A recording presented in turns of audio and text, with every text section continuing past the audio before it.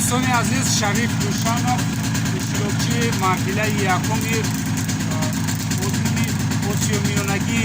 نوبیغه‌ها بود که در مرحله اول با شهر دوشنبه رفته شرکت کردید و اما متاسفانه غالب نگشت و این زمان چنانه که می‌بینید برای اشتراک نمودن در مرحله دومی عضوی اتومیونگی گوت تالنت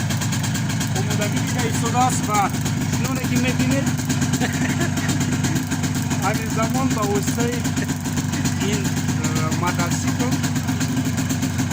وای برف رو در خود می‌سنجد.